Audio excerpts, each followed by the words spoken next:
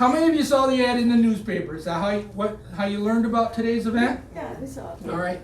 Or I'm just so famous you just knew that I was going to be here today. So we're going to talk a little bit. I'm going to do most of the talking of historic hotels in the local Thousand Islands region. All right, primarily Cape Vincent, Clayton, up to Alex Bay. All right, and I believe I got the right date. Are we taping? We are taping. All right, very good. So the first thing that I want to say, I am the historian. I do not work for the Thousand Islands Museum. I am not on staff of the museum. I have an office inside the museum that the town and village pays, basically rent, to the Thousand Islands Museum. But obviously, since my office is here, I'm going to work with the TI Museum. We're going to work together. But I am not on staff. I do not work for the Thousand Islands Museum. So I wanted to thank the Thousand Islands Museum and their staff, because most of the photos in this slideshow came from their files. All right? As a historian, I can't do a whole lot of anything unless I have access to information, which I do. All right. So I think you would all agree with me that the Thousand Islands is a beautiful place. All right? It has been, even for the native American Indians, the British, the French, early settlers, timber harvesters, ship makers. All right, they all said, wow, this is a beautiful area. All right, however, in 1872, the beauty of the Thousand Islands would be known nationally and the world over. As we go through these slideshows, I'm going to throw out some dates and some things. There's a test at the end of the slideshow. All right, I am the school teacher, you are the class. All right. I called him Change Maker. That was my name, because he changed the area by his inviting a special guest, and through that simple act, changed this tourism of this area. So that's George Pullman of the Pullman Coach fame. He was a wealthy landowner, Pullman Island. All right, you probably heard of it or read of it. So last week, I was in the Adirondack Museum. I did not take this photo, but I did walk through this car. So that's a Pullman. Wow. And I looked online, and this is not one of the fancy ones. This is one of the just average Pullman cars. Wow. All right, you would be amazed at the fancy ones. All right, so May Irwin, who lived in Clayton or toured in Clayton in the summertime, she had a Pullman coach of her own. But some of the other wealthy landowners in the area did as well. All right, so I just want to let you know that President Grant came up. Now, so Castle Rest, this is the home back in the day of George Pullman, and this is where he invited President Grant and also General Sherman, I believe, came at the same time. But President Grant was the one that we often hear about. All right, so this was a place that President Grant would have seen. It no longer stands. It's been replaced. There are buildings on Pullman Island to this day. But this is where he came. All right? All right. This is just a picture of USS Grant. We know him as president. Many people, I'm a retired military person myself. And no, I never had to learn about him directly, but we all learn about him in school and through our lives. We hear about him. All right? He was a two-term president of the United States, 1869 to 1877. And what year did he come to the Thousand Islands? 1872. All right, good class, good class, good class. Oh, All right, that's not your one. Yeah. All right, so here's probably doing a short dinner. All right, President Grant. All right, I don't know that for sure, but he's definitely outside. I'm doing a short dinner this evening, so I'm looking forward to that. But President Grant tours the Thousand Islands again in 1872. What else happened in 1872? It's not even part of my thing, but we celebrated it last year. 150th anniversary. Good class, good class. All right. What? Man, my arrow's just flipping. All right, so this was actually a beautiful color photo, but I made it black and white because 1872, maybe what it kind of looked like. All right. But reporters traveling with the president, all right, wrote of the beautiful river region, the Thousand Islands. Splendid, these are words that they used. Splendid sunsets, quaint islands, beautiful hotels, friendly people, endless fishing. And it's all just a train right away. In 1872, was there a train coming into Clayton? The answer is no. No. It was close. Cape Vincent had one. Oh. Alex Bay did not. Clayton Really? did not. But Clayton would soon. I'm trying to hit these arrows so it doesn't go too many. Yeah, there it goes. All right. So just in time, the Clayton Depot opened in 1873. So in 1872, there's all this talk of the beautiful 1,000 Islands. Someone asked me this morning, was this built as a result of President Grant's visit? What do you think? Yes. Yes. The answer is no. Really? Right? All right, the decision to bring a railroad into Clayton was made like 2 years prior. It was well in the construction phase, and it only opened up in 1873. It takes years to get the railroad brought in. So it just so happened that President Grant came up, the railroad's being built, and kind of worked together. Why was it being built? For what cause? All right, so Prior. there was special. Alden Barker was 101. He's a banker of the Clayton, and he loved the Clayton. He wanted to bring more money into Clayton. And how do you bring money into Clayton? Bring goods into Clayton. So it wasn't so much for people when they first did it. It was to bring goods in and out of the area. All right, but good question. I can't. Press it very gently. I tell you, it is a tricky thing. All right, now, so I wanted to point out, so it opens in 1873. You see that here's the line going all the way up. This is New York State, all right? Utica all the way up goes into Canada. And it shows this one wing coming into Clayton. There was one in Cape Vincent too. They show Sackett's Harbor. But there's not one that goes into Alexandria Bay, all right? Which is pretty important because the people coming in from all the bigger cities had to generally come into Clayton first. Tom, do you know when the line to Cape Vincent was abandoned? I do not know that, and I really do need to find out. Yeah. All right, but I don't. So is Shoah going into Canada? Is what going into Canada? There. Did it go into It Canada? does show it. Now there's definitely, there is railroads in, because I went to Brockville just a couple months ago, and I know that they had the Brockville line. I do not know if it literally crossed the river. All right, I have never heard of a trestle going across the St. Lawrence River. All right, so you took the train and on the New York side, you got into a steamer, you went across, you got onto the Canadian line. So here it says shortest and most direct route to Clayton, Alexandria Bay, and the splendid 1,000 Islands. So that's kind of like what one of the ticket advertisements would have looked like. All right. So people are coming in the area, and we will be talking about hotels. I'm just kind of setting the stage. People are coming in the area. Why? All right. Well, you heard about the beautiful fishing. You've heard about the islands. All right. Today we have about a dozen fishing guides in the area. Back in 1873, and you needed hundreds of fishing guides. All right. So this is just one picture that somebody snapped of a typical day. You said initially it started out as goods being brought in by rail and that. Yeah. When did it start? About what time period did it start where the people started having, where multiple trains would come into Clayton and drop people off of the steamers and that? 1873, immediately. As soon as it Oh, really? opened, it was bam, it was busy. Yeah, so immediately. And it was principally ferrying people from New York City? And larger cities, Chicago, Buffalo, Rochester, Philadelphia. Philadelphia. Wow. Yep. All right. So this is an advertisement. Again, it's in the 1,000 Island Museum archives, seen in larger cities. But I wanted to know on this particular one, we're still a small village in the 1872 or soon after. But on here you got 3 Clayton area hotels being advertised: the Hubbard House, the Walton House, and the West End. And I wrote the West End became the New Windsor. All right. Do any of these 3 hotels still stand in Clayton? The answer is no. All right. They did not all go the same way though. All right, the railroads had agreements with the hotels and the steamboat lines.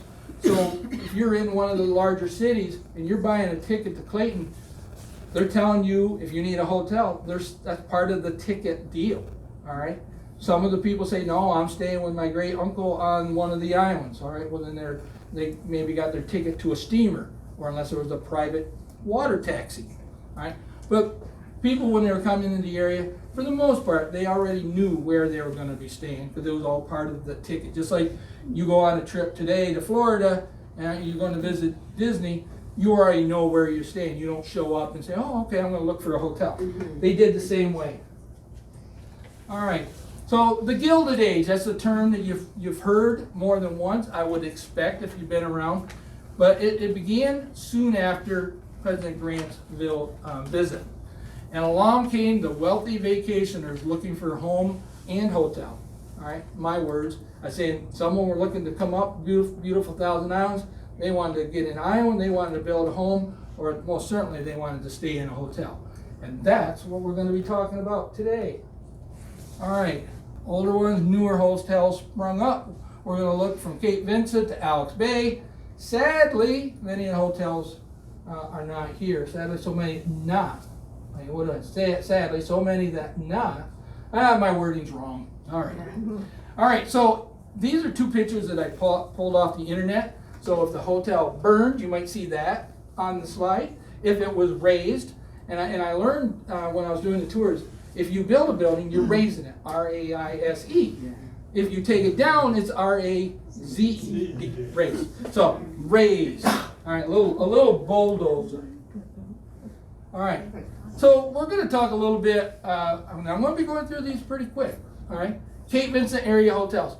This particular compound was in a book 1878. So it's a few years after President Grant's visit. This one right here is Millins Bay. All right. To my knowledge, and I don't have history to say one way, to my knowledge, this no longer stands. Does anybody know for sure? All right. It's not one of the hotels that we have any information. But the Riverside Hotel by F.H. Dodge, proprietor. All right, so he was advertising then, pleasant resort for parties, hunting, or fishing on the St. Lawrence River. Boat oarsmen, and that's why I say they needed hundreds of the oarsmen, fishing tackle, always on hand.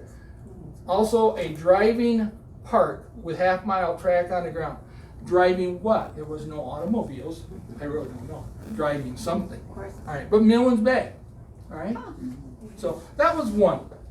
And I do not know if it burned or raised or if it's still there. So who can remember this hotel in Cape Vincent? The Algonquin House. And you'll hear the name house or hotel synonymous. All right. All right. So this one was called the Algonquin House. Other people might call it the Algonquin Hotel.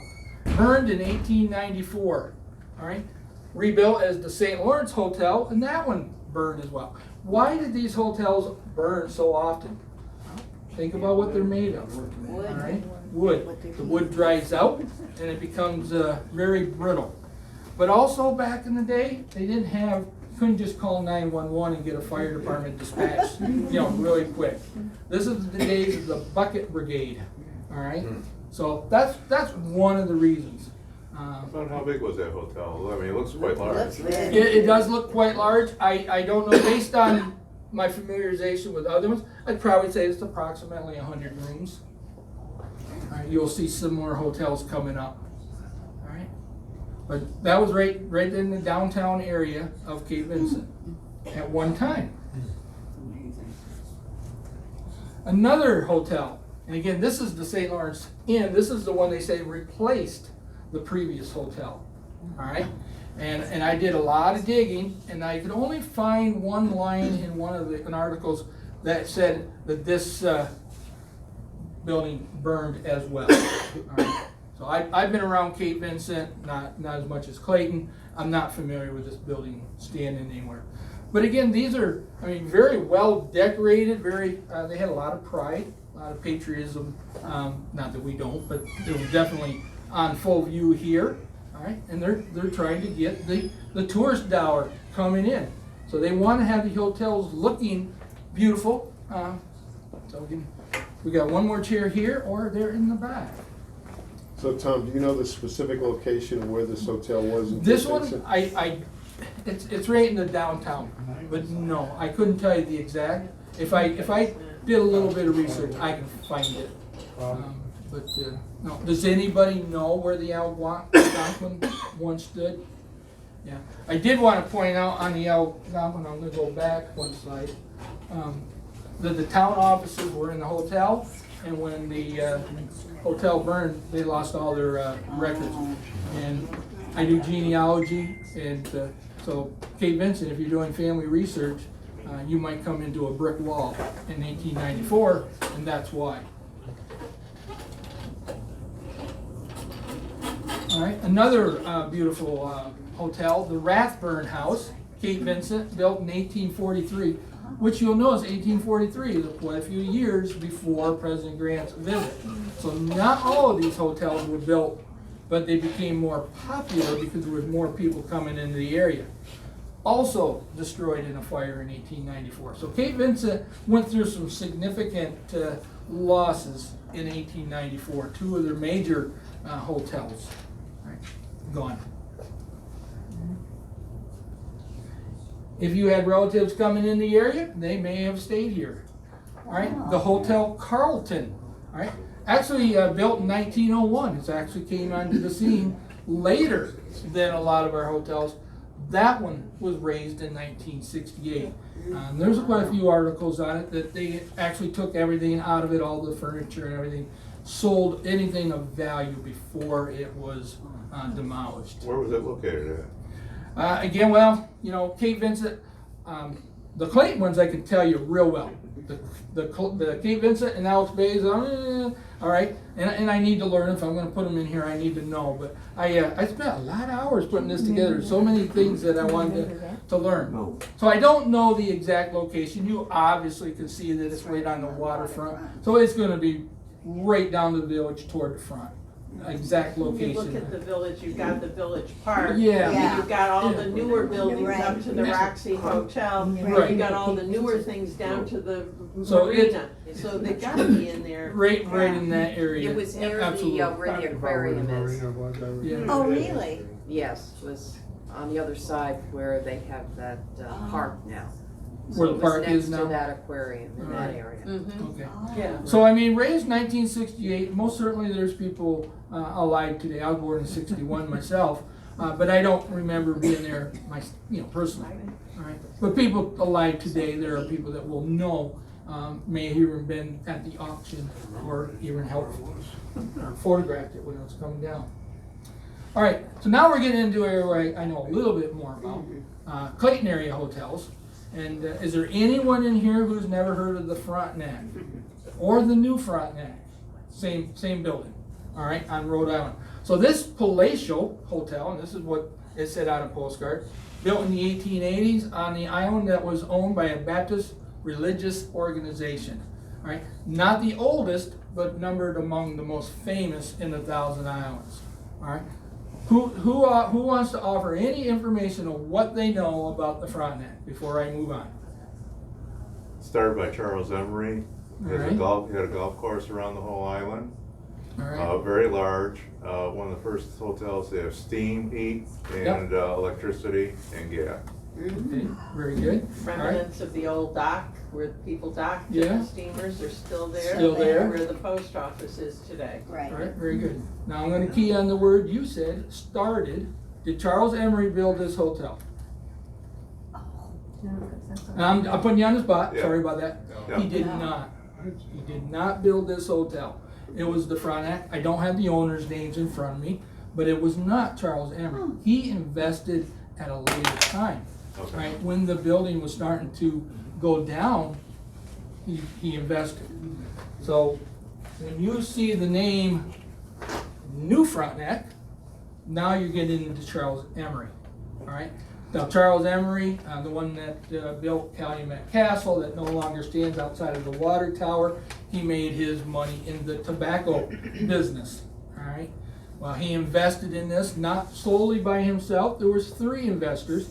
But he was one of the lead investors, all right? And he went in and he refurbished the hotel. and he made it one of the best hotels in the region. It was first class in everything from the sporting, like you said, to the food. I mean, it was the place where if you were somebody, you stayed at the new Frontenac. And he could see this hotel from his palatial castle on Calumet Island. He had big farms on Picton and that, they were every Yep. day supposedly, you know, Right. chickens, Yeah. eggs, vegetables, Yeah, whatever. and that's where a lot of these, yes, the products, the produce, to supply the hotels. And Mayor Irwin was kinda a friend with the whole family as well, so. All right, but the new hotel, and I have the sign.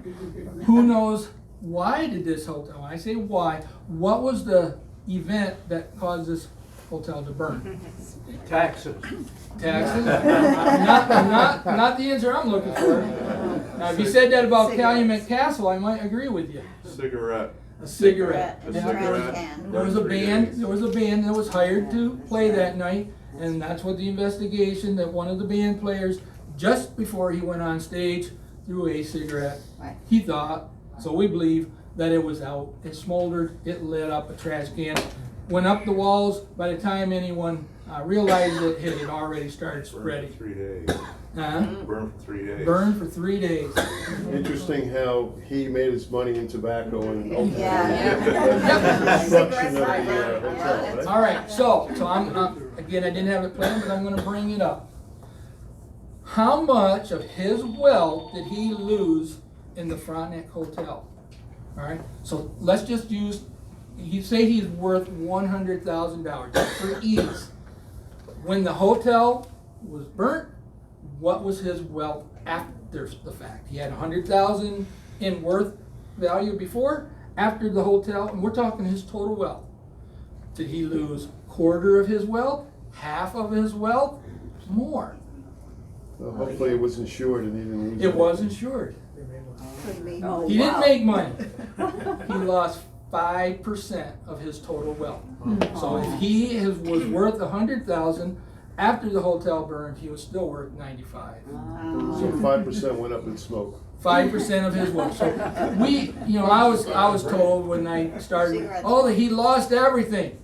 No, he didn't. No, it was, to him, yes, it was his pride that Yeah. really took a hit. It wasn't his pocketbook. Yeah, in the big. Do you know how many rooms were in?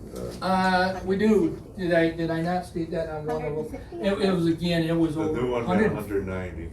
Huh? 190. 190. I was going to say it was over 100. I did not realize it was. Was that the largest hotel in the area I at the believe it time? was. Yeah. Absolutely. Yes. And then they built the annex. They which built was the size. annex. Yeah, and that stood for a number of years after the fact. But yeah, the largest. Definitely. I mean, again, it was the hotel that renowned in the area. There was other big ones, and you'll see later. in So the there was slideshow. no incentive to rebuild the hotel? There was incentive to rebuild, and he even offered to rebuild. All right, prohibition or alcohol, because it was on the Baptist Island. There was something in the, don't quote me exactly, but somewhere in there he could not serve alcohol in the Frontenac Hotel or the new Frontenac. When it burned, he said, "I will rebuild if you allow me, you the local authorities, to serve alcohol." They did not approve it. He Wow. said that I'm not, and he walked away. 19. But he had money on the table, he was ready to rebuild if alcohol could So be served. it burned down during Prohibition? No, it was it- 1912. Yeah, it was, Prohibition came a little later. Yeah. It was because of the religious affiliation. Right. Okay. But it was an international destination. Yes, And people from Europe would make their way to the New Frontenac, and then they could go Toronto, Chicago, they could get a train and go out west, and from there they could go to Yeah. Asia. So that was the direct line, and I think there was a couple hotels, because there was one in Canada too, that people, in Kingston and Toronto. you know, so what you're saying, I mean, it was a destination Asian hotel for a hotel. lot of people, but Right. others, it was a stop along the way, if they were world Right. travelers. Right. And that's what he would have seen from his Calumet Castle, looking across, and the whole sky was lit up. These pictures are on the wall right over there. That's where they came from. I literally just photographing on the wall. But yeah, August 23rd, 1911, 112 years ago this month. All right. So that was one of the sad photos. That's another one. Oh, wow. The morning after. Wow. Yeah. I mean, these two ladies here could have had a room in there, and they may have came back and just looking, gee, we were just here last night having such a good time. Yeah. Yeah. Did anybody die in one of these fires? And in this particular fire, there was, I believe, one person died. It was actually a fireman, or he was helping to bring stuff out of the building. And he was told, don't go back in, it's too, I could get one more item, whatever, because there was a lot of valuables, very expensive items that came from around the world, precious paintings, precious fabrics, precious, and they were trying to pull things out. And they did get a lot out. But he went back in, and that was the last he was seen. None of the fires took large numbers. You always hear it's one or two. I've never heard, like 30 people or no, and none of them. Did I go? Let me make sure. All right. One more. I'm looking on my screen. I'm getting confused. All right. So here we have the Hubbard House. Everyone who's familiar with where the Hubbard House used to stand. All right. You went out to that front window and just looked next door. So Bertrand's Motel sits on location. All right. Built 1845, Moffat's Tavern. One of the oldest buildings at one time in the area. All right. No longer stands. All right, destroyed in the Great Fire of 1895. All right, there's been several what we call Great Fires, at least 3, maybe 4. One was like 1858, then 1895, and then 1911. Those are 3 of the large ones. There's been other fires. We lost McCormick's, we lost a few others, but these ones took out multiple buildings and sometimes entire blocks. This hotel here was very popular for fishermen coming into the area. A lot of the ads will talk about, the fishing party. They'll clean your fish. They'll cook your fish. Not just for fishermen, but was definitely renowned for fishermen. The Hubbard House, and you'll see on their house again, Hubbard Hotel, Hubbard House, synonymous. All right. So here's the beginning of the Great Fire. We even had, I say we, not me personally, but there was a photographer and took several photos. All right, you can see Hardy, Hardy photograph. All right, there is the hotel right there. I'm going to talk about it, but there's the annex. All right, they're actually kind of connected. The Hubbard House was built first, and then the annex was built later. But it is standing. There are no flames. You see flames in these buildings. All right. Again, why are all the people just standing around? All right. Did somebody call 911? All right. All right. Again, so we're talking 1895. There was a fire department in Clayton, and there was a bylaw on the books that if you're age 18 or older and the fire bell goes off, you are obligated by law to show up and help do the bucket brigade. I don't see any bucket brigade in this picture yet.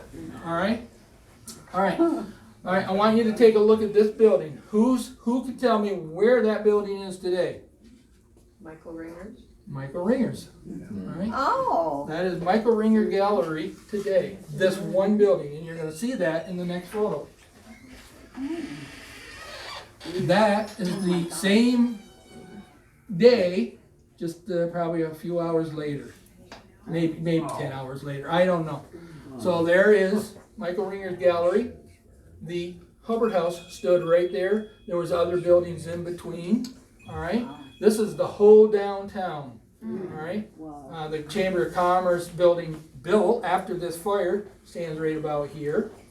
That is the annex, and that still stands. You can't see it in this picture, but there was buildings behind it that came down. There was 4 buildings remaining after this fire. You had this building, you had the annex, you had where the post office sits today was Alden Barker's personal house, and then you had the Johnson house that still stands today. Greenhouse. Right? It's very lucky that we didn't lose the Johnson house. Right? What was the source of the fire, do you know? This one, I've heard different stories, but there was new electrical. There was a brand new on the market, electrical dryer behind the house, the Hubbard house. It was in where the utility, the maids, and all, and they were doing laundry, and it was. I heard the electrical spark. You know, again, we're talking 1895. Electricity wasn't what it is today. But that's what I've heard. What's the big building across the street?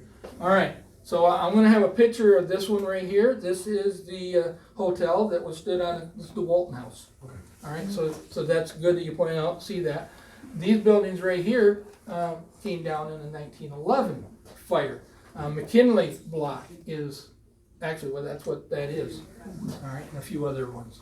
All right, so. We could talk about fires, but today we're really talking about hotels. All right, so in this picture, all right, which is after 1895, I don't know the exact year, but you can see down here, that is the brick Hubbard house that was built after the 1895 fire. And you can see buildings here that still stand today that were built after the 1895 fire. The Ringer Gallery building is the very last building that was built. All right, but again, there's the annex, and the annex was a very popular hotel, the Hubbard House, and the annex in the area. Tom, just an off question in that. Yeah. Once these fires happened, then was the building codes changed to make it less wood and mandatory 19 for more of the brick buildings that we see today? Not so much in the 1895 fire, but most certainly after 1911. Right, in 1911, they said in the downtown district, all right, which at that point, basically, we're almost at the building next door would have been the end of what they considered the downtown. And you could not build after 1911 unless it was brick. Oh. Right? You know, now you will go around and you may still see some wooden, but they survived. They were pre-1911. All right. I don't know if any of those codes have changed, and if someone were to build today, do they still have to do brick, or could they build with wood today? I don't know, but I know in 1911, the fire department was saying, "Hey, we're losing too many buildings. Let's do brick." Now you can barely see it, but you can see just the turret of the annex. And I think I got another picture. So there's what the annex looked like before. That's the corner of what streets now? Where this literally is would have been right almost across the street from where we're standing right now. Huguenin. So you take a right and you go down to the post office today. Okay. All right. Thank you. So Bertrand's is in all this. So there's the brick part of the Hubbard house, and the annex is attached to it. Now the annex was the bigger, more beautiful building because they had lost the original Hubbard house. But this is where a lot of people would come and they would stay. You got the nice porches. It's nice, cool. You probably had in the summertime a nice breeze coming off the river. All right. So was the original annex wood? It was. How Yeah. come? Well, it was built before. It was still in the 1895 picture. Right. Right. It survived. The Johnson house survived. Yeah, it's a good They're point. both good. Why did this building go and that one didn't? Yeah, they were putting out wet blankets. That's how they stopped fires from spreading. They would put out wet blankets because of the sparks, and that building didn't go. But I'm sure it came real close. It was probably singed. There may have been sparks up on the roof and somebody stamped them out. You know, desperate attempt. But that building survived 1895. But it did not survive. Oh, I said 1911. It's 1909. In 1909, all right, this building remained during the 1909 fire. That building right next to us sustained heavy damage in the 1909. And then everything went right on down to the brick building where today is the oils and the, right? So there were several buildings. The McKinley block took a big hit, and sparks flew from this side of the street over and got the annex. All right, so that's what it looked like in 1909. All right, where's this hotel? Don't look. Where's this hotel? Where was this hotel? All right, New Windsor. All right, then it was the right of the Johnston. All right, previously known as the West End or the Potter House. Went through several names. So people would come and say, where'd the Potter House stand? And I'd go looking and I'd say, do you mean the West End? No, I mean the New Windsor. Because a lot of these hotels changed names. All right, but today is about a parking lot behind the Coffee Cove.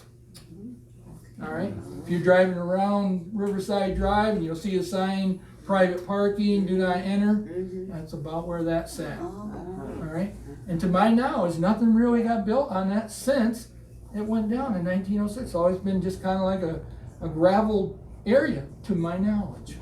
All right, so there is a picture somewhere, because I've seen it, of what it looked like the day after the fire, but I couldn't find it. All right, there was at least one fatality in this fire. There was two sisters that they get talked about, and they had to jump, and I'm not going to say the exact area, but they were somewhere up on the upper floor, and they jumped down. One sister did fine, the other one had a pretty bad injury and succumbed to her injuries. Yeah. Was it Kittle Ford up there in that area? Very close. I don't.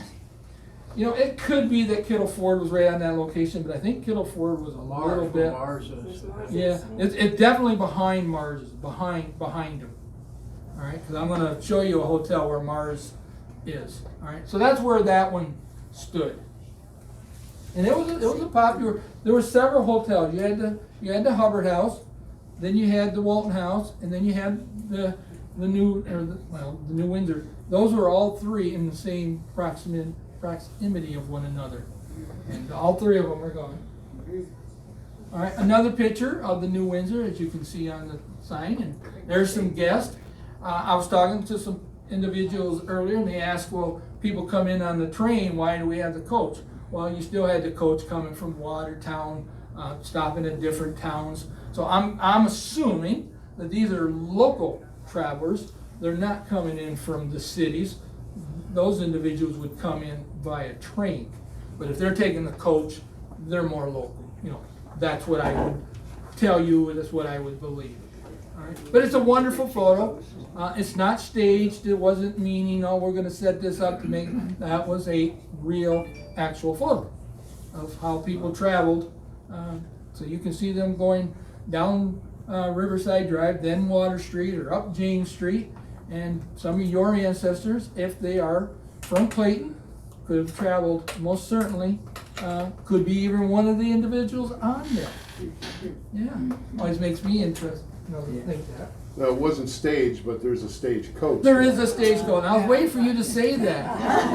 I didn't want to let you down, Tom. Well, and the guy leaning on the hitching post had a very interesting little attitude and pose. Yes. Okay, this building right here, I'm going to try to back this up, if it'll let me, and I'm going to show you the side of that building. All right, so this building right here. All right, I'm going to go back. You're going to see the front of that building. So now you know where it's located, right? Mm-hmm. All right, Mars Pizza. Mm-hmm. All right. So another popular place in town was called the Walton House. You might hear of the Isaac Walton House. All right, corner of James and Water Street, now Riverside Drive. All right, circa 1820 was the Tavern Northern. All right, and the Kellogg Hotel. In this particular picture, you will see Johnston's on there, and it has connections to Bill Johnson, Pirate Bill Johnston, right? Not him particularly, but family, same family, all right? In 1849, Stephen D. Johnston, I said right there, son of Bill Johnston, I gotta read my own writing, all right, operated the Isaac Walton House. This one right here became the Isaac Walton House, all right? This building right here, I do not know what come of it. I most certainly believe it did not burn, but I do not know what year it was raised. I have been digging. If anybody in here knows, I would be happy to hear their story. All right, there's an 1895 ad. 1895 is when the Walton House burned almost across the street. So maybe they're saying business-wise, well, we need to advertise. We're going to get more business because people can't go to the Walton House now. All right, and we have the Esseltine manager. 200 feet of piazza. What's the word? Yes. Yeah. All right. Fronting the river. Portuguese are Yeah. Rates are reasonable. All right. So it was a large 3-story structure, a combination for 100 guests, 90 commodious sleeping rooms.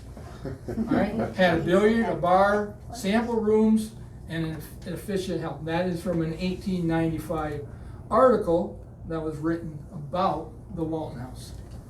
All right, and again, you still see the horse and a little carriage and the flag, nice big flag.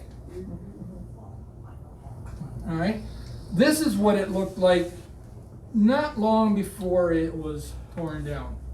All right, you can see in this picture, or I can, next door is a house. The stone hotel that you just saw in the other picture is not there. All right. You would come here and do, this one right here is a tailor toward the end. You can see the building right there, which there used to be a little restaurant and then the coffee cove. All right, there was a name, Pocahontas, Pokey something diner. Does anyone remember that one? It's hard to tell, but that may be the coffee cove building. And when it first was built, it was an electrical business. All right, and then over time it became, and then it was the milk. Someone help me out. Who was the milk guy that owned it before the coffee cove became a restaurant? He was I don't know why I'm not thinking of his name. But he was the one that he delivered milk in town, and he was popular. Cantwell. Yeah. Cantwell Creamery was in this building for many, many years. All right. One interesting tidbit. All right. Up here, you see a weather vane. Where's that weather vane today? Wow, you guys are spot on. Well, shucks, I say it. We can read, Tom. Yeah. All right, so that hotel came down in 1930. This picture's not 1930, it's a little bit later, but the Texaco went in right after they tore it down. So that's a picture I just got here in the last week from Cortland Ref. Does anybody know him personally? His father, I guess, ran this business. All right. So again, you can see the house that you saw in the other pictures. So I know that the Stone Johnson Hotel or Johnson House came down prior, but I can't find out when. All right. So if you go to Mars Pizza today, you're still entering this building. Right? It's just been, they got the larger roof around it. All right. So without reading it, did everyone know where this building is? All right. So Crystal Springs Road, who used to go out to Crystal Springs Hotel? I have no doubt that there's some in here that used to go to the Crystal Springs. Because it wasn't that long ago that they stopped having parties. I shared this picture on Facebook, and I had dozens of people say, oh, it was the greatest place to go for, in later years. I mean, not when it was a hotel, but just a bar and it was just dance hall. And Is that where Frontenac Springs is today? Is that Yes. the same building? Same building. Tiffy's. My next slide is going to show you what it looks like today. Sorry. All right. So I want you to point. I want to point out a couple things. So you look at the roof line. You see these two areas. You got all these upper railings and the lower railings. All right. And the next picture will tell you what it looks like today. Mostly women on the second. Oh. That picture is less than a week old. All right. Same roof line. Same roof line. So take a look. I'll go back. That was Tiffy's. Tiffy's. And why was it Tiffy's? because the guy that owned it, his last name was Tifft. So Charles Emery was Well, involved? there's the wife right there, Tifft. She's the one that submitted that photo years ago. And so Charles Emery was involved with this one too? He was. He bought it in 1904. He owned it for a number of years. He owned it at the same time he was doing work out at the Frontenac Hotel, and some water from the hotel, or this one, Springs, went to the hotel. And they have a couple bottles, and it says Crystal Springs, Frontenac, New York. Now, there's never has been a Frontenac, New York, but that's what's stamped on the bottle. And Charles Emery was most certainly, he owned it. I don't think he had anything to do with the building other than he wanted the water. All right, and that water went to the hotel, and it was sparkling spring water went to his guest from here. Interesting, it looks like mostly women on the second floor and men on the first. Yep. Yeah, you got a couple men over here, but yes, all these are ladies. Well, that's the prominent place. That's the promenade.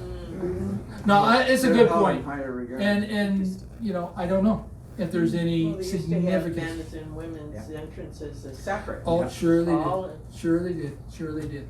I was in a hotel years ago in Toronto, and they actually still had this, they don't use it, but they had a separate men's and women's entry up until the 1920s, maybe 30s, because women weren't allowed in the bar area, because it was the ill repute, you know, gambling, drinking, Yeah. men's area. They had a special entrance where the ladies went Yeah. to. Now whether there's any truth to this or not, I'm gonna say it, because I heard it, someone told me. So ladies used to have these big bags that they would carry. And why did they carry big bags? Because that's where they carried their alcohol when no one was looking. That's what I was told. And they would show up in some of these bar rooms, and they would have their big bags with them. Where is that building? All right. Again, without reading, where's this one? Where was this one? All right. It's called the Manitowoc House Hotel. Polly? Bartlett Park Road. All right. Up the top of Bartlett Park. All right. You could have thrown a golf ball or hit a golf ball to it, right? All right. So, all right. This particular photo, it's in the archives here, was serviced by a bus that met all trains in Clayton and transferred guests to and fro. So here's one of the hotels where you didn't have to get on a steamer. You know, you get on, it said a bus. Now again, it could have been a motored bus by this point, but it was probably a large horse-drawn carriage, really what it probably was. All right. Or, well, you could take a boat, because they had the Brownie. All right. They used to transport people back and forth. All right. Was Zenda still there at the time, or is that, this is pre-Zenda? This one, Yeah. pre-Zenda? Yes, most certainly. All right. What was your question? No, Nope. the Brownie would take them from here up to Bartlett Point. Yeah, it went back and forth all the time. Probably almost hourly. Okay. All right, so this gives you a bigger picture. If you could see Clayton, it was right here. Polly, your house is in here somewhere, right? All right. Now the village of Clayton line, to this day, it goes, don't quote me exactly, but about like this. It goes across. So a lot of this is in the village, and a lot of it's not. Zenda Farms is outside the village, to my knowledge. Yes. Yeah. At one time, Zenda was inside the village lines. And some bun requested to have the lines redrawn. Now, I've heard that. Right? Right? So, but there's the beautiful overlooking the St. Lawrence River. Now, am I correct to say that the yacht club sits right about here? Yes, on the waterfront, yeah. Yep. All right. All right. So this is the club before the yacht club. What bridge did All you right. say over there? Beautiful. French All right. Creek, French Creek Bridge. So, There. we're- On So Route that's why 12? they had to take the little ferry over to the hotel. Oh, okay. so did this establishment burn or got torn down? I think that's what it is. Show me the church on the corner to the yacht club. Yeah, so you're down here, I mean, somewhere. I don't know what this is. It looks like a racetrack. Closer down. An aviation. Yeah, See the- yeah, body aviation of field water, in the French background. Bay, the road goes right in. I've never heard, French Bay. this side of town, there was going to be an airfield, but that it didn't go through. The church. I have never heard of an aviation, I mean, it's there, I mean, I can see it, but I've never heard it otherwise. All right. How big was the hotel? Oh, boy, oh, boy. Big. Yeah, it was large. I don't believe that it's, you know, I'm just basing off of the size. What I'm seeing, I'm going to guess it was probably in the 60 to 70 room. But I don't know if it was more of a private place or if it was really open to the public like some of the other hotels. And what happened to it? All right, it got torn down after it had gotten dilapidated over the years, and it was torn down. All right, so that's another picture. You can see it's not huge, not like the other ones. So when I just said even, let me see, does it say there? I'm even going to take back what I said about 60 or 70. I think this is really, again, more of a private, but it was renowned in its day. So 1934 got turned down? 1934, the famous Montauk Hotel is to be torn down. Just sold by Ralph Graves, president of the First National Bank of Earlville. And I don't even know where Earlville is, but that was someone that lived out of town. So All right? burned down, it didn't Yeah. torn down. No, it was torn down. Torn. All right. So he raised the building, but kept the land. Yeah. 34 years old. Well, it was built in 1900, opened in 1901, and it was a short life for that building. I don't understand it. I really don't. Termites. Could be. All right, Hotel Pastime. All right, anybody remember this building? Many of you would have been alive when it was torn down. I was alive when it was torn down. All right, but the Hotel Pastime, Clayton stood very close to where the Harbor Hotel is today.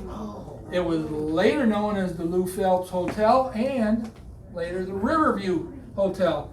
Torn down in 1963 for the main offices for Frank America. There's a picture on the wall over there where you can see the Frank America building. All right? And then the Frank America building was torn down for, other reasons, but now the Harbor Hotel. All right? This hotel was the closest hotel to the railroad. You literally would get off the railroad and they had different younger kids that would be ringing bells saying, come on in here. They sold pastries, they sold candy, soda, but they also had a few rooms. All right? Most of the people getting off the train probably came here just to get refreshed, get something. All right? All right, there's a picture of when it was later become Lou Phelps. And you'll see many of the hotels where it was very common for fishing parties to get, pictures of the fish. All right. Looks like a fall picture. You got leaves all around. All right. All right. That's the same building with addition built up on it. Let me go back. Wow. All right. All right. So that's one version of the building. That's another version. So it did a pretty significant change. And I know, Frank's, there's Frank's right there. The old Frank's. So that helped you to tell you exactly where it stands. So, Webb Street, come down Riverside Drive, you take a right. If you had gone straight off of Riverside Drive, you would have been into their parking lot. Mm-hmm. So the fence for Harbor Hotel goes right up along there now. All right. And what come of this building? There's the Riverview Hotel being torn down. Clayton Landmark demolished. All right. Corner of Riverside Drive and Webb, once known as the Pastime, being demolished for Frank Snowplow, the new offices. All right. I do have pictures of when the railroad came to an end as far as having passengers, and it shows celebrations going on, and this is in those pictures. And when I say celebrations, they were honoring the end of an era. Yeah. But what year was that they stopped passengers? About 1954. 50s, yeah. Yeah, 1954. 1972 was cargo. So Is they that when did. got They rid of did. the bridge over Route 12 there? The Yeah, that underpass? came out in like 74. Okay. Yeah, and I have a few pictures, not great pictures, but it was like 1974, where they took it out real. I mean, I remember as a kid driving it, and I always thought it was neat. Yep. All right. So we're 5 of. If anyone needs to leave at 1, by all means. But I still got quite a few, so we'll keep moving. Everyone knows this building, Harold House in Clayton. Yep. All right. Harald. It was named by the builder after his son. His son's name was Harold, Harold, but he called it the Harold House. And I was just showing this picture, and again, if you look at the lines of the rooftop, it looks a little different in the. Oh, no, there's a fishing photo. We'll move on. There. So the lines of the roof changed a little bit. This is the photo I took in 2009 when I was home on leave from the military, and I was saying, "Oh, I love Clayton. I've traveled the world over, but I love Clayton." And I took about 20 photos that day, and that's one of them. Yeah. Never thought that I'd be the historian using it in a slideshow. Everyone in here knows the story of the building still stands. And we hope that it will return to its glory. We don't know if it ever will. Who owns it now, and what is really the major Well, there's problem? 2 gentlemen that own it. Right. I'm not even going to say their names for their privacy. But one of them grew up in Clayton, did a successful career, came back to Clayton, bought this, and it was their plan to open it up. And then the town, I'm going to say the town. Had some legal action against them because of zoning, of zoning. I mean, It was a it's zoning an old thing building. I believe so. I believe that it had a lot to do with zoning because it can be an unsafe building if you get inside. And Used to have the best pork chops. yeah. There may be, there's. Let's just say that there's legal things that were going on, and I think the case has been settled. However, the owners have lost their enthusiasm because of it. That's a shame. Yeah. So it is sad. I bought into the Mega Millions last night, and I didn't win. But if one of the 30 things I was going to do if I won was to buy that building and refurbish it. Put a great big old porch on the front of it. Okay, here's your time next time. There you go. All right. Well, nobody won, so I got to go out and buy more tickets tonight. All right. Without looking, what building is this one? O'Brien's.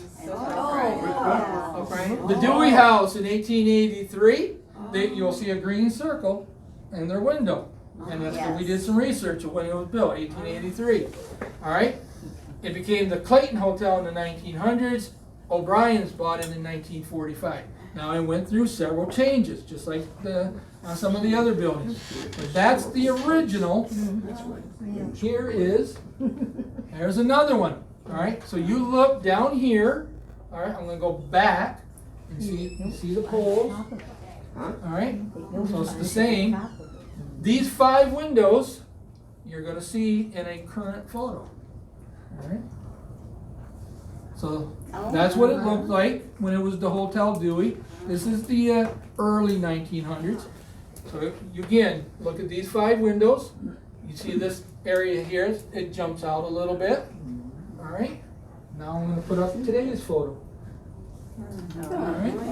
There's the same 5 windows. There's the outcrop. All the restaurant stuff, that's all an add-on over the years. So that's the oldest hotel that's still in existence today. Right? Yeah, 1883. I'm trying to think. You got the TIN was later. 1898 was the TIN. And I'm just saying, out of all the hotels, those are only 2 ones that are this still would be standing. the oldest hotel for Clayton. They still sell rooms? They still have rooms? No, No. No, It's- tell us. I don't know what, probably upstairs, I'm gonna guess is storage, I've never been up there. When was the Roxy and Kate Vincent built? When? I don't know. I don't know, I know of it. Let me just go back. So you see that this is the area that they actually boarded in, and that's what you see today. Oh, Yeah. It's nice, I enjoy comparing photos. Yeah. All right, so that ends Clayton. Now I'm gonna go through the next ones. I know Clayton hotels a whole lot better than I know the other ones, but I said to myself, well, I'm gonna talk about Gilded Age hotels, Cape Vincent, Clayton, Elks Bay. Well, here's Fisher Landing, Fisher's Landing heading on up. Nice big, the Central House in Fisher's Landing. Now, Fisher's Landing is not that big of a community, so you know that it was downtown. The hotel burned in 1888. All right. I'd love to say that that building was still standing down there. So that's one. Salisbury. All right, Thousand Islands Park, the Columbian. All right, now this one was going to be on par a little bit with the Frontenac and even some in Clayton. I mean, it was a very well-renowned, upper class. Columbian Hotel operated from June to October. Rates were $3 per day. All right, all rooms were outward facing. Hotel was lighted by electricity. All right, so that goes into electricity. We're talking about the 1895 fire started by early electricity. But this hotel destroyed by fire in 1912. What year did the Frontenac, new Frontenac come down? 1911. This was 1912. When did it get built? Two big fires for this area. When was it built? This one, when was this built? Yeah, I believe 1880.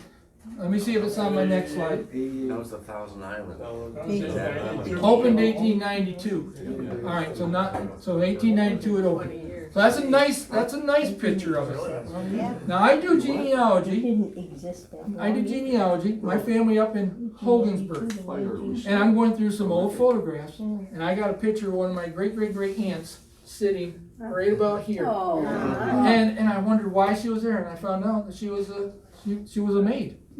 In the summertime, she came here and worked, and I said, "Wow, how wonderful!" Is that right in the central area of the All right, TI thank Park?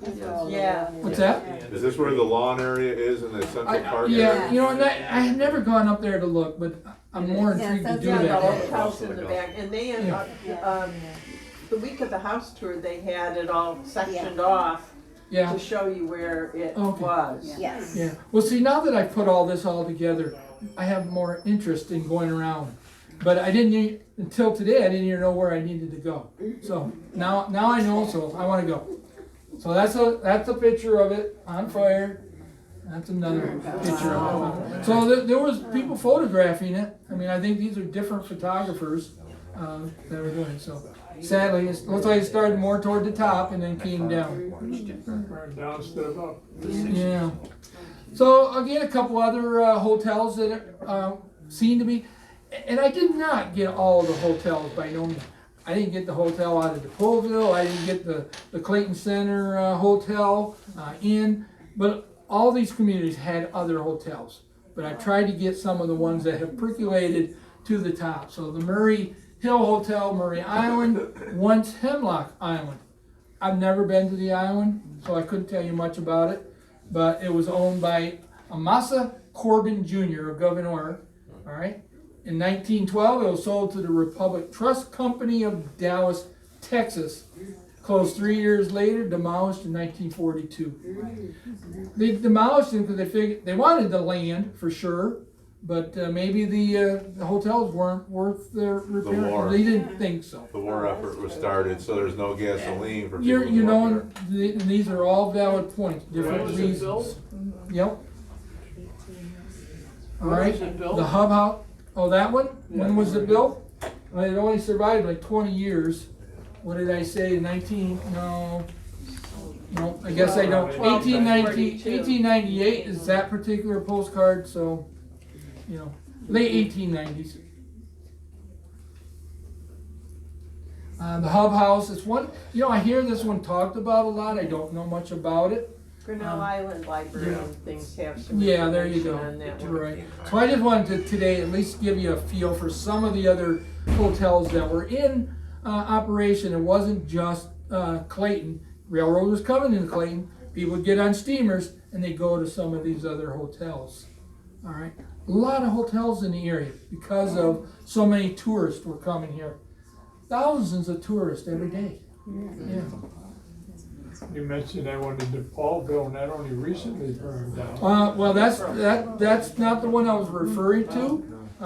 You're correct. The Polville Hotel. There was a few rooms up top, but there was a large hotel that burned in like 1906. All right. So I was putting this postcard again in the archives, and I said, "Wow, this is a pretty hotel." And I was asking myself, well, what kind of this hotel? It's there. It's still there. I just assumed it was gone. I had a couple, coincidentally, out of the blue, it's amazing how this works. Almost to the day that I was researching this hotel, I got an email from some people. Oh, we're coming in from out of area and we're going to be staying at the Wesley. I go, no, you're not.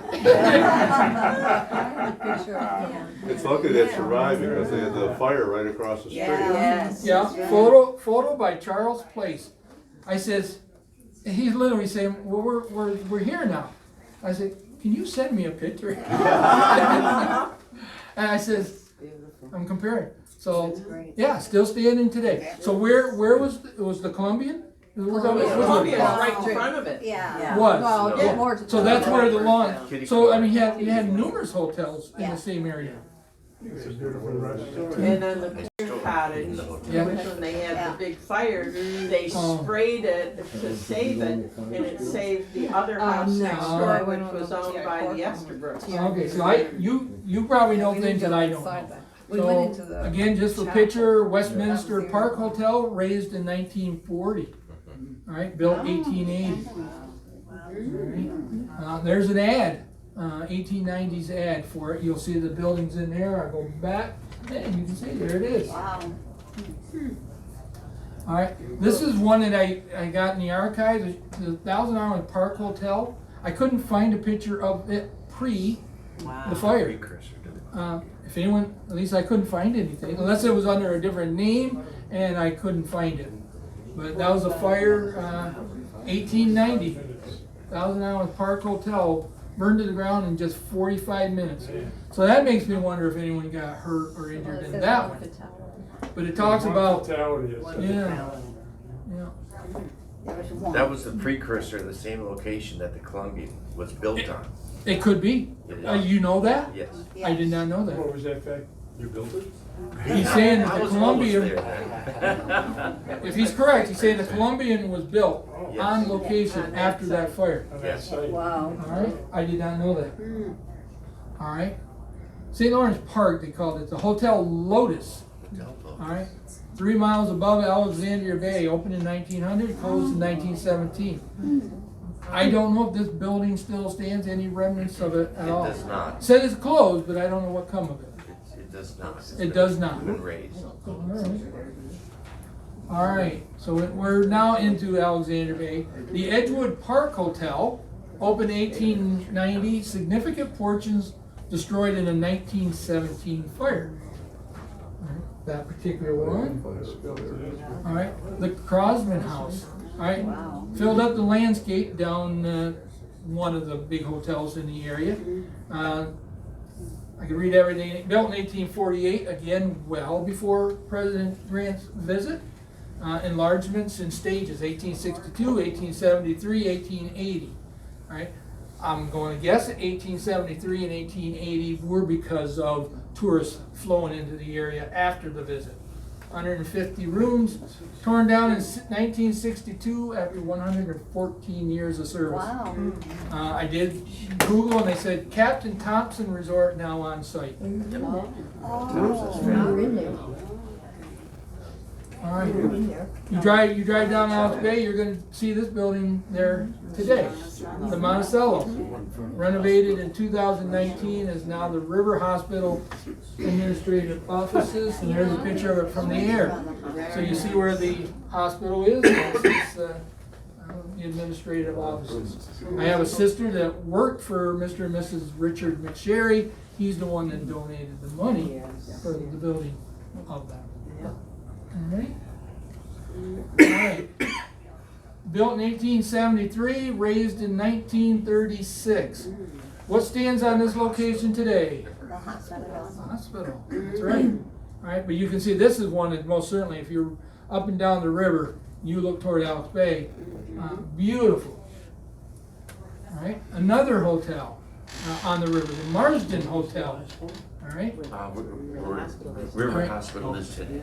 Yeah, so this one was just to the, if you're facing the hospital, this one's to the right. And how do I know that? Because here's a photo of that, there's the Mars, and I believe that building right there is the Cornwall Historical Society. Yep. Yep. So you can see how close that was to it. But that's a beautiful photo that's in there. And you can see that it was real close to Bolt Castle. Tourists in the early days were probably not coming to tour Bolt Castle. That's a now thing. All right, but it gives you a picture 1905 anyways. All right, so the Gilded Age ended roughly 1911, 1912 with the burning of the Frontenac and then the Columbian. And that was the kind of, after that, things for tourism, though they didn't end, people coming from the major cities on the train were not coming in large numbers. 1912, it kind of zapped off. All right, it's because things were changing in the world. All right, not only the fires, but you had people. The airplane was coming into existence. Automobiles was coming into existence. People were looking elsewhere. The rich people, like Downton Abbey style, were spading out slowly. Absolutely, yeah. The money was getting spread out to the descendants, so you didn't. And once the Depression hit, it just went. Yeah, now, so you had World War I. I mean, that comes a few years later. But anyway, when we talk about the Gilded Age, right after President France's visit, right up to, so we're talking 1872 to about 1912. So we're talking, what, 40 years, roughly, of what they would call the Gilded Age. And it's not just the United States or here is the Gilded Age. It was across the United States of America. All right, you had the wealthy. You go to other communities, and there's beautiful buildings that were built with the money that people had. No income tax either back then, too. Yeah, I mean that was one of the things that Emory, when he first got into the tobacco business, there was no income taxes, and then things were changing in Congress and laws were being made, and he actually fought the income tax. Yeah, I'm sure that they did because they knew. All right. So 1,864 islands. I know you all knew that. All right. We love the Thousand Islands, the tour destination, even though we don't have the big hotels of the day. Today we do have nice buildings, but reporters today continue to tell the beautiful river region in northern New York. We got splendid sunsets, quaint islands, beautiful hotels, friendly people, endless fishing. But now it's all easily accessible by plane and car. A wonderful vacation destination. I got, and the hotels are still coming. So in 100 years, there's going to be a historian talking about the great hotel that opened in July of 2014. Can you believe that? How many years? We're already talking 9 years. And it's, well, there is. I mean, I've seen some pictures. There's a lot of wood in that thing. All right, but that's our, we're not the Gilded Age, but this would be the equivalent of our Gilded Age hotel. All right, and if you go down to other places, I wish I was going to say Oswego, but it's not Watkins Glen. There's a building that looks almost Chautauqua. identical. Chautauqua is also, Yeah, there's three yeah, of them. there's three of them, so it's a Four chain. locations. Yeah. All right, and with that, but don't leave yet. Don't leave. I wanted to thank you. And I told you there was gonna be a test. That's right. All right.